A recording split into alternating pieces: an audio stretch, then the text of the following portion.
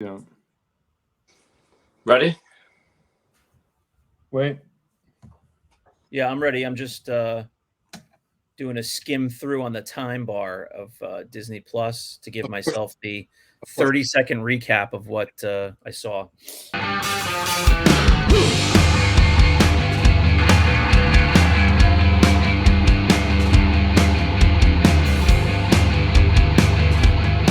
Hey everyone, welcome to 5 Idiots Talking Toys. You're joining us right now because we are about to review Chapter 3 of the Obi Wan Kenobi miniseries. That's right, it has already been out since Wednesday night this week. The first 2 episodes came out on a Friday. The rest of the series, to my surprise, is now every Wednesday night for the full 6 episodes. And let's bring the boys in now. John's here, Charles, and Christopher. What's up, guys? How's it going? What's up? Hey, what's going on? I can just see everyone dripping with enthusiasm to be here. So happy to see you. So I'm just remembering my daughter pointed out, I missed it as a graphic designer. I missed it. The last I in the Obi Wan Kenobi title is a lightsaber. She was very excited to discover that. She watched the 3rd episode with me. Well, I'll just kick it off and say we loved it. So do your worst now, but I'm happy to discuss it with you guys. It's been a fun show for me, and I'm happy to talk about it. Charles, I know that you were chomping at the bit to jump on with us and talk about it. Let's throw it over to you first. All right, so I had no intentions on watching it, and I did not watch it at all. So.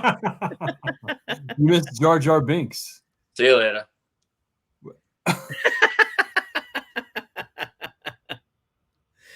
Okay. Where did you go? All right. So I will go ahead with my review now. So I have watched it, I would say, about 4 times now. Jeez. Because my son absolutely loves it. He is obsessed with Darth Vader in the beginning. He is obsessed with Darth Vader fighting towards the end. And I have to agree that I liked episode 3 a lot. I thought it was very good. I do like everything with Obi-Wan. I understand it's slow, and I'm fine with that. Like, you know, it's kind of like building up a storyline and all that stuff. Darth Vader's awesome. It was actually great to hear James Earl Jones still doing the voice at 90 years old. So that definitely, you know, made me feel good and, you know, made the hairs on my arm stick up because knowing that this guy is still doing it. He's the perfect voice for Darth Vader. Otherwise, I am still very disappointed in the Inquisitors. I think they've been the most dumbest part of the show. They literally killed off the main one, the main character. He's actually like a well-known actor. They killed him off so fast, and they just play a dumb part in this so far. I don't get that, and I mean, it's a lot harder after this last episode, but I still am in disbelief. I don't really believe they killed him off, but the idea that he wasn't referenced at all in this episode makes it a little uneasy. Yeah, I was really looking forward to the Inquisitors a lot in this show, and the little tiff that they have going on, and just I'm not buying it. So far, Inquisitors, 2 thumbs down. Obi-Wan episode 3, 2 thumbs up. Here's my problem with the Inquisitors, and I was excited about that as well. I really do like the 5th brother. I think I like his attitude. I love the voice that they gave him. You have to forgive me. Again, I didn't watch Clone Wars yet. I'm a terrible Star Wars fan, but I don't know if that's his normal voice. I don't know if that was just for the show or if that's something that's carried through, but I love it. And I love that he's not taking any crap. He's trying not to take any crap from the 3rd sister, from Reva. But I just, you know, I think you guys will agree. I already have this sense that they wrote this show with her being the crux of this whole thing. And regardless of how much he stands up to her, like, she's going to kind of win in the end. And that's annoying to me because I really like him. I think has the potential to be really badass. So that's where I'm stuck with the Inquisitors right now. I don't know, like, I know we're only 3 episodes in, and I know there's 3 more. It just kind of seems pointless to have them in and throw this little argument, this little tiff between them. It just, doesn't make any sense. They could have just done without and just had them all being badasses, and it would have been perfectly fine. Like, I have zero problem with her. She's a great actor. She's doing good, but I think the whole character is just pointless. Well, I will throw this in, and I don't know if you guys saw this. I saw a fan theory. I just read it very briefly. I didn't go deep dive into it, but there's a fan theory that's floating around right now that she is actually good and is was a Jedi, is well, actually the fan theory is that she was one of the younglings during Order 66. So she was in the temple when Anakin came in and took out all of the younglings, all of the they're not even Padawans, they're younglings. And she was one of them. True. What's that? This is the major spoiler that you're revealing. Well, it's a theory. I mean, there's no legitimacy to it, but there's a theory out there that she was one of the younglings, and now she, however, got caught up with the Inquisitors and the Empire, and she's doing it like to kind of infiltrate. And she's been looking for Obi-Wan this whole time to warn him and protect him or whatever. So, I mean, that would be a complete 180 from everything that you think is going to happen. So that would be really interesting. That would maybe win over all the fans who are hating on her character if she turned out to be good and really, turned around and fought the Empire with Obi. So just a thought, throwing it out there, what I read. It was very interesting. John, let's hear your opinion.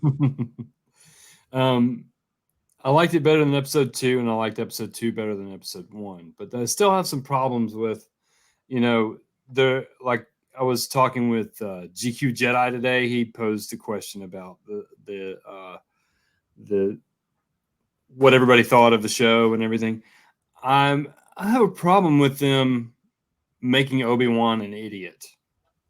Just a bumbling fool, because that's what he seems like right now. It seems like they're writing him as that. And I understand that he's like disconnected from the Force right now, whatever. And I understand that he's got a little trauma that he's dealing with from the Clone Wars. But people with PTSD typically aren't just like fools. And he just seems like he doesn't know where he is, doesn't know where he's going, doesn't, like he almost gave away their cover when he called Leia on the freighter. And I was like, that's not something that Obi Wan Kenobi would do, even if in the worst condition. I don't know. He just seems like a fool, and I don't like that. I don't think that lends to the story or anything like that. But overall, it's pretty good. It was cool to see Darth Vader. Like you guys said, it was really awesome to hear James Earl Jones voicing Darth Vader.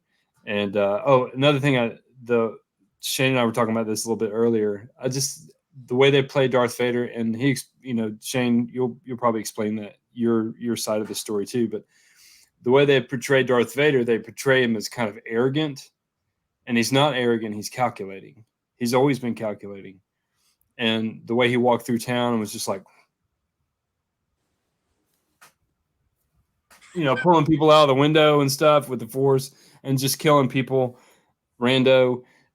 It just seemed that's not the calculating Darth Vader that I know. It's just arrogant, I don't know. But Shane, you had a response to that. Yeah. My response to that, just as we were prepping to get this video set up and whatnot, was that he's acting with emotion right now. So I don't think it's necessarily arrogance. I think that he is literally walking through, knowing or feeling, through the Force, feeling that Obi-Wan is close by. We know that that's happened in previous encounters, whether they be in the future from this storyline or not, but we know that can happen. So he senses that he is close to finally finding him, and he's been looking for him for years and had legions looking for him for years, both for Obi and for the kids, I think. And so he's just acting with emotion. He feels like he's finally getting to the point where he's going to find him. And he's just, I took that whole scene, and you guys can tell me if you feel different, but he was not just throwing those people or grabbing those people with the Force because he was angry. He was doing it as bait. He was trying to pull Obi-Wan out of wherever he knew he was he knew he was nearby hiding and likely watching, and he was trying to bait him into coming out and saving those people, and he was killing those people. I actually cringed for a moment watching it with my 7-year-old daughter, because I was like, wow, Darth Vader just snapped the guy's neck with the Force. Like, that's a little harsh for Star Wars even. Star Wars is usually kind of walks that line really carefully.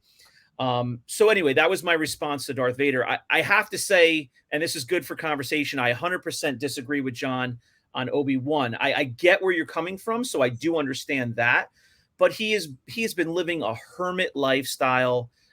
He has been devoted, almost like a monk. He's devoted his last 10 years to working to kind of keep the lights on, and to be able to feed himself. But he has been only protecting Luke and keeping an eye on Luke, much to Uncle Owen's chagrin.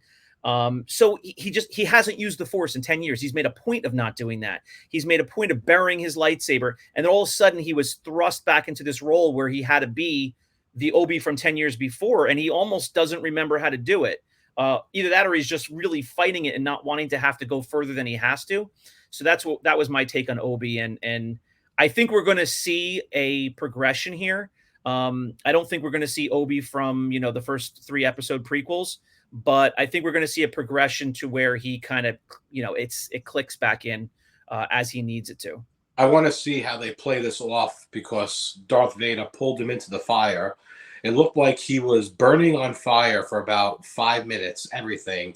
And then he came out and just his arm was burnt. He had a singe on his robe. Yeah, I'm not complaining. I'm just curious where that's going to go, because that was just a little weird. And then just a question. So the guy who's playing... Oh, shoot. Keep talking, John. I'm gonna. Oh no! Throw it on there. Throw it on there, John. Yeah, let's even just mute it up and keep talking, okay. Chris. I just want to. Okay, go ahead, Chris. Uncle Owen. That's Joel Olgerton, whatever.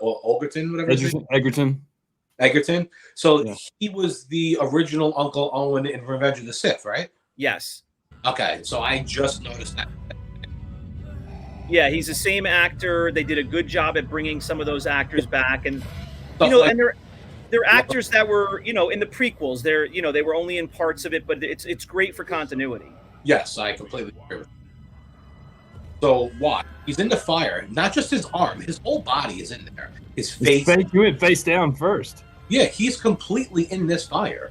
He doesn't even know how to stop, drop, and roll. He's just writhing around. And it's going on. So right now, we started at 20 seconds. We're at 28. He's still in the fire. He's still burning right now. It's been 14 seconds, still burning.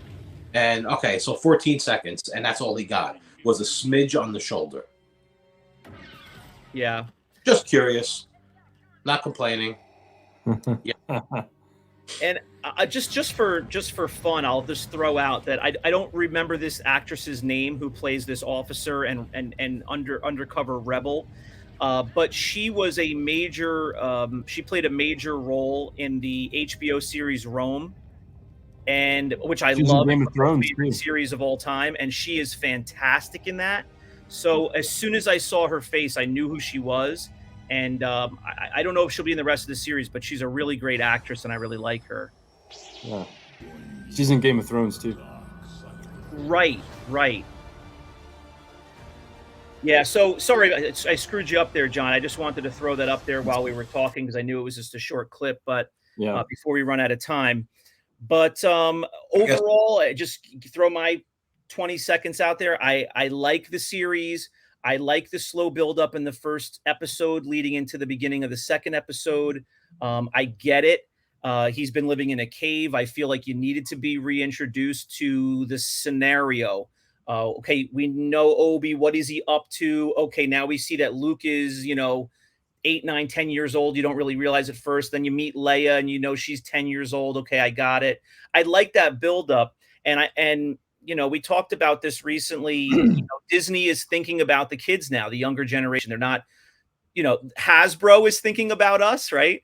But Disney is thinking about everybody. So as much as we said in the last episode, a couple of you didn't like Leia, my daughter loves 10-year-old Princess Leia. My daughter is 7. To see Princess Leia a few years older than her running around with her own little droid, I'm telling you, it's a huge hit with the kids. They're already selling this droid as a toy. All I'm going to say is they have 3 episodes left to make Obi-Wan age 30 more years. So let's see how. and have a thicker British accent. What they need to do is they need to do one of those deep fakes with the child, Yes. Luke Skywalker, and have him as Luke Skywalker with a beard. And, no, as a side note, with Tamora Morrison of Book of Boba, they just recently did an interview with him, and he said, looking back, he wishes they would have done a couple of things differently with his character. I literally read that 10 minutes before we started filming this. Yep. That he did, just for conversation. What did he say? That they, he was jump back with the Mandalorian and the way that he wanted to be a quieter Boba, like the Boba that we knew. Yeah. He wanted to give up most of his lines to other people on the show and just chime in when he absolutely needed to. And they directed him away from that, I think. Yeah, he wanted to be more of the mysterious character that he grew up Boba knew, being. And now Boba's more like talkative and more, I guess, outgoing. Yeah. And, so he actually did say that. So that was pretty interesting. Yeah, 100%. That's the way they should have went. And, maybe Disney realizes that after the fact, but. And agreeable. Yeah. Boba Fett was so agreeable. Well, the in the article that Chris is talking about, there was, if you look back now, that is, the show is over for now, and you look back, there's a big difference between even the Boba that was in Mandalorian season 2 and Boba that was in the Boba show. Huge difference. Huge difference. And you could even say the Boba that was in, say, episode 1, for like when you first saw Boba in the Book of Boba Fett, he was similar to the one in Mandalorian. And then by the second episode or so, he's the Boba that we now know, who's, talking too much, basically, and emoting too much and worrying about people, too much. And he almost talks as much as you, Shane. Yeah. No. All right, boys. So let's wrap this up. We did a good solid almost 20 minutes here on Obi-Wan. It sounds like we're all enjoying it to some degrees. John's looking for more. Chris, I think you're being won over a bit, and you're watching it with your son, which is super enjoyable, I'm sure, for you. And the fact that he's bouncing off the walls makes it more fun, regardless of what's on the screen. Yeah, he is. And Freck was portrayed by Zach Braff. I saw his name in the credits, and I go, "Where the hell was Zach Braff?" And my wife is walking by, and she goes, "It had to be a voice." That's what I said. Where was he? But okay. Who was he? Frank? What's his name? Freck. Let me just tell you that rat-faced Freck, he's a Trumpster. Okay, he's a Trumpster, and he's trumping for the Republicans on that show. That's what it made me think. It's like, oh my God, this guy is like a like a Trumpster in my neighborhood. He's shouting for the government, and then he gets everybody in trouble, and he gets whacked. So, yeah, that guy sold him out. He's still alive. Yeah, I know. He got whacked, actually physically whacked with the gun. I realized how it came out. But not the real New Jersey whacked. Yeah, not the New Jersey whacked. The Georgia whacked with a butt of a gun over the back of his head. Yeah, you got Georgia whacked. All right, guys, let's do this again. Let's follow up next, Wednesday, Thursday with episode 4, chapter 4. Maybe Charles will watch that one. How is Charles' son not watching the latest episode? Do you believe him? Do you buy that he didn't watch it? I don't buy it at all. No. Knowing Charles, I don't buy it. He must have heard that Vader was revealed. Let's say this real quick. The whole opening scene where Vader's getting all of his limbs attached, awesome. Yeah. Loved it. My daughter was like, she remembered, but she didn't realize how much he doesn't have arms and legs and such. And so she was kind of taken back and in awe of that. That was really cool, the way they did that. All right, guys. Thanks for everyone for checking us out, watching the episode, just reviewing the Obi-Wan chapter 3. We appreciate you. Please subscribe to the channel. Check out all the other videos that we have. Look for us on Spotify, on your favorite podcast app. And you can visit 5idiotstalkingtoys.com for all of our links, our merchandise store, our sales page for collectibles, blah, blah, blah, blah, blah, blah. We will see you next week. Good night, guys. Good night.